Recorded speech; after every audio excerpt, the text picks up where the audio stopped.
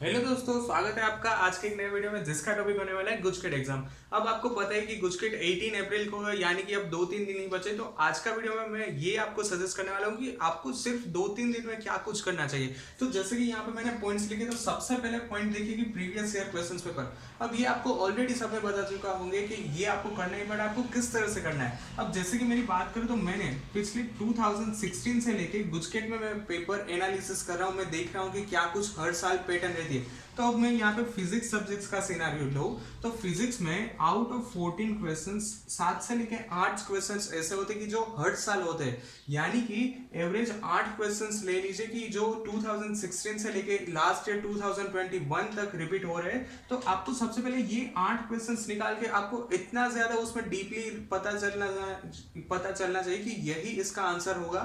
और आपको क्वेश्चंस में पहले 2 वर्ड से ही आपको पूरा का पूरा क्वेश्चंस आपके माइंड में आ जाना चाहिए, और दूसरी बात कि उसका आंसर्स भी पता होना चाहिए। तो सबसे पहली बात करते हैं कि प्रीवियस ईयर क्वेश्चन पेपर आपको देख लेना है, और कब तक आपको पिछले 5 साल के प्रीवियस ईयर के क्वेश्चन पेपर डेफिनेटली देखने हैं। दूसरा पॉइंट है कि टेक्स्ट बुक के जितने भी क्वेश्चन होते हैं ये, अब ये इसमें इंपॉर्टेंस क्यों है टेक्स्ट बुक के क्वेश्चन, तो इसका रीजन मैं आपको बता दूं कि जनरली होता क्या है कि ये जो 7-8 क्वेश्चन निकलते हैं, उसके अलावा 3-4 क्वेश्चन ऐसे रहते हैं कि जो डायरेक्टली आपकी टेक्स्ट बुक में से आते हैं। यहाँ पे बिल्कुल भी माइनर चेंजेस भी नहीं होता है, यानी कि टेक्स्ट बुक में जो भी आपको जो सम में फिगर दिया होता है कि x equal to 10 y equal to 12, तो वही आपका त्रिकोणमिति का क्वेश्चंस आपके क्वेश्चंस पेपर में आने वाला है। तो दूसरा पॉइंट आपको फोकस करना चाहिए कि जितने भी आपके टेक्स्ट बुक के एमसीक्यूज है वो करने चाहिए। तीसरा पॉइंट देखिए कि स्कूल के एमसीक्यू। अब इसके मैं क्या कहना चाहता हूँ कि आपके स्कूल में आपको जितने भी असाइनमेंट्स दिए होंगे, जितने भी क्वेश्चंस पेपर दिए होंगे, वो सारे के सारे एमसीक्यू आपको 3rd नंबर पे फोकस करना चाहिए।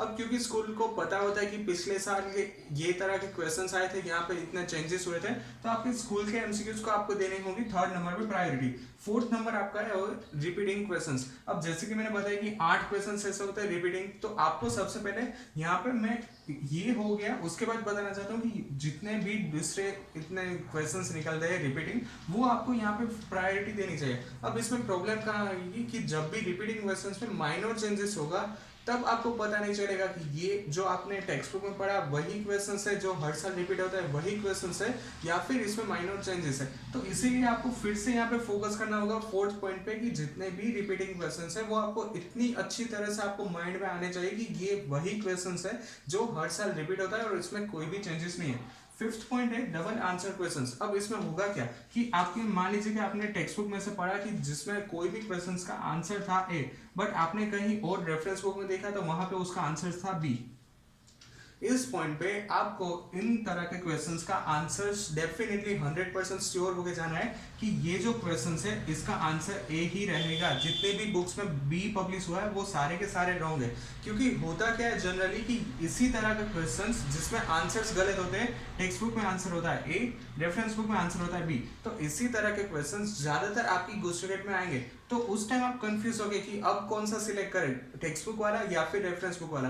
तो सबसे पहले आप ये डाउट सॉल्व कीजिए कि इसमें आंसर सही कौन सा है। और लास्ट में मेरा पॉइंट है टाइम टेकिंग क्वेश्चंस। अब आप उस क्वेश्चंस पे फोकस कीजिए कि जिसमें टाइम सबसे ज्यादा लगता है, तो उसमें क्या होगा कि जितनी आप ज्यादा प्रैक्टिस करोगे उतने आप अच्छे मार्क ला पाओगे। तो ये 6 पॉइंट्स है कि मैंने इसी तरह से ये 6 पॉइंट्स कंडक्ट किए कि आप लास्ट के 2-3 दिन यही सब कर पाओ। अब इससे फायदा क्या होगा कि फायदा सबसे पहले ये होगा कि आपके पास मान लीजिए फिजिक्स के अंदर 40 क्वेश्चन है, तो इसमें से सबसे पहले 10 से लेकर 12 क्वेश्चन आप निकाल ही दें कि जिसका आंसर में आपको 100% श्योर हो कि इसका आंसर यही होने वाला है।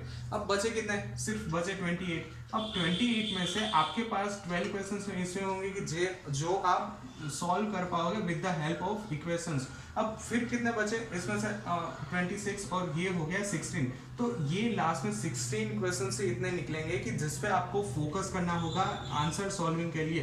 तो ये 5 पॉइंट ऐसे लिखे हैं कि जो आपको हेल्प करेगा कि पहले 16 क्वेश्चंस 14 क्वेश्चंस निकल जाए और बाकी के 16 क्वेश्चन पे ही आपको फोकस करना है। तो ये 5 पॉइंट है कि जिसके ऊपर आपको सबसे ज्यादा फोकस करना है। सबसे पहले तो 5 साल के प्रीवियस ईयर के क्वेश्चंस पेपर देख लीजिए। दूसरा है कि टेक्स्ट बुक के जितने भी एमसीक्यूज है वो देख लीजिए। तीसरा है कि स्कूल में आपको जो एमसीक्यूज प्रोवाइड किए वो देख लीजिए। 4th है कि जिसमें रिपीटिंग क्वेश्चंस है तो आप रट लीजिए कि यही वाला क्वेश्चंस रिपीट हो रहा है, इसमें कुछ चेंजेस नहीं है। फिफ्थ है कि डबल आंसर क्वेश्चन, जिसमें मैंने यहाँ पे लिखा था कि कंफ्यूजन है कि सही कौन सा है गलत कौन सा है, वो देखिए। और लास्ट में कि टाइम टेकिंग क्वेश्चंस की आप हो सके उतना ज़्यादा प्रैक्टिस कीजिए, तो उतना आपको बेनिफिट मिलेगा। बाकी के 14 क्वेश्चंस इजीली निकल जाएंगे, बचे होंगे आपके सिर्फ 16। So that's it for today's video. I hope कि आज का वीडियो आपको पसंद आया होगा, और अगर आपको वीडियो रिलेटेड कुछ भी डाउट हो, so you can ask me in the comment section. Thank you.